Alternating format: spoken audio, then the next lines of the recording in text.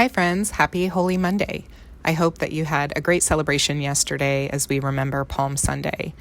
Jesus often spent his evenings in Bethany with his friends, Lazarus, Mary, and Martha, to get away from the Pharisees in the capital city.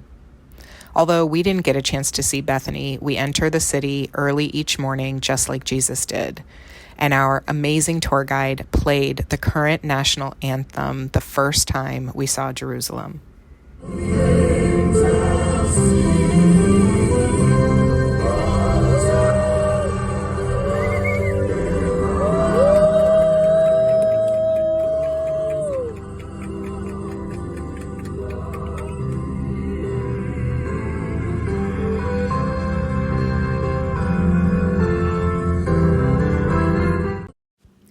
Not only was that national anthem important, but so is this Israeli flag flying in the ruins of the Temple Mount.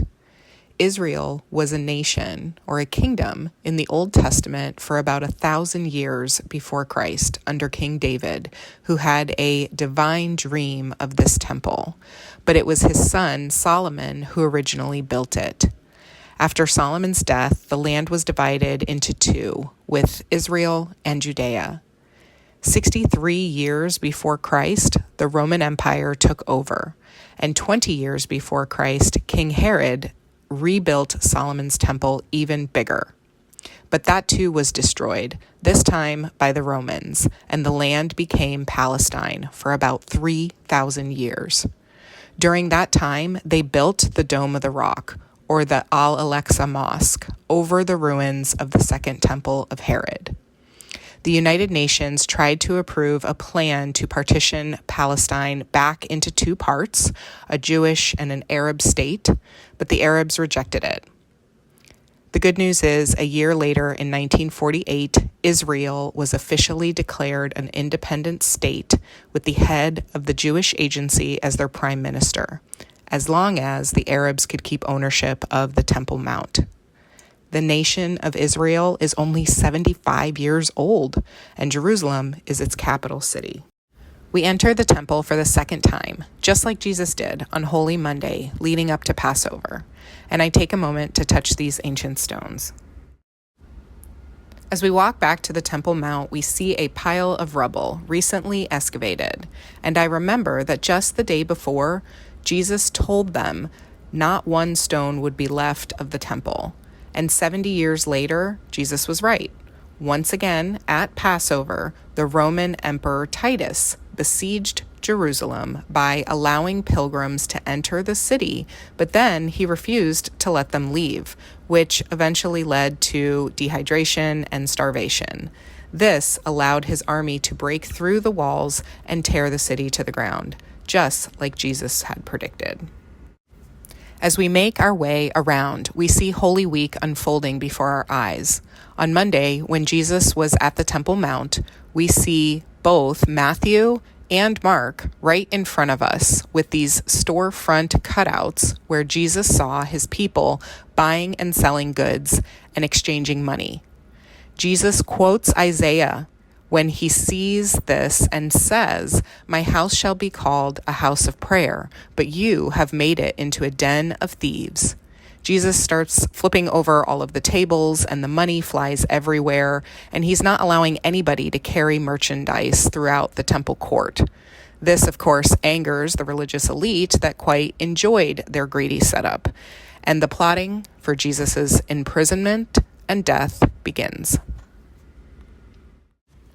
We continue up the temple courts and see a ritualistic cleansing bath, not a Jewish mikveh, but a Muslim ghusl.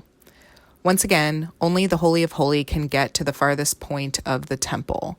And today, before we enter, women must wrap scarves around their waists if they want to wear pants, so as not to show off their figures. Your arms and ankles also cannot be shown. Not only do you need to go through a security checkpoint to get to the Temple Mount, but a dress code checkpoint for modesty as well.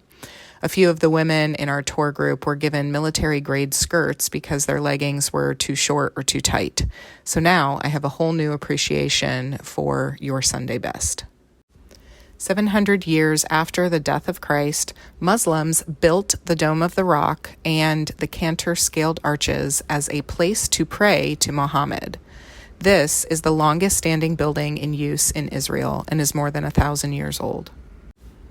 The Al-Aqsa Mosque, or the Dome of the Rock, is sitting on top of the ruins of King Herod's temple from the New Testament, which is sitting on top of the ruins of King Solomon's temple from the Old Testament.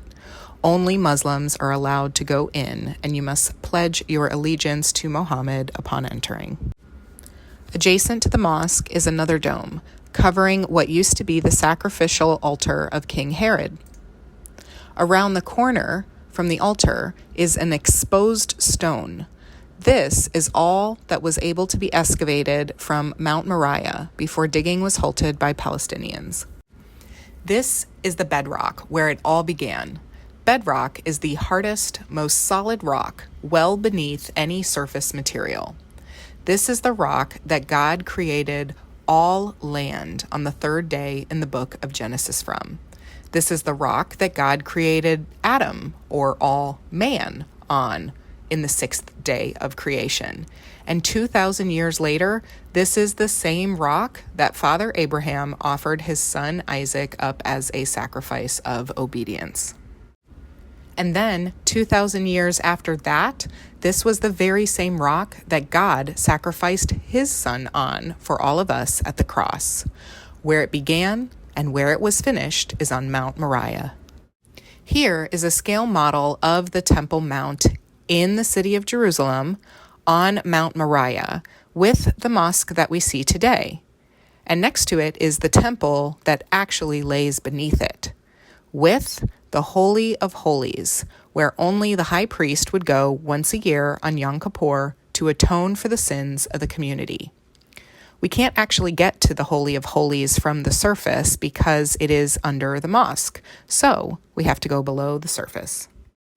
We continue our pilgrimage underground to get to the Holy of Holies, and we take in the craftsmanship from King Herod and appreciate the colossal stones he used to build the temple so long ago. We line up to compare how long that one stone was to the 35 of us. We arrive at the wall underground that is opposite to the Holy of Holies in the Second Temple. Today, this narrow pathway is open to Jews who want to atone for their sins and pray to God. Here is what the Holy of Holies would have looked like just on the other side of that wall. See that red curtain? We know now that in 4 days, Jesus will tear the veil of that red curtain that used to separate us from the presence of God. And historians will tell you that an eclipse and an earthquake caused the temple to crumble just at the very moment Jesus took his last breath. Now, we confess our sins directly to God, not to a priest. In 4 more days, our relationship with God will be restored. As we exit the capital city, we leave through the Jewish Quarter, which is now an underground mall. Closed when we were there because it was Shabbat, their weekly day of rest. So as you rest at the beginning of this Holy Week, remember that it's only Monday. Come back and see what Jesus does on Tuesday. Thanks for watching.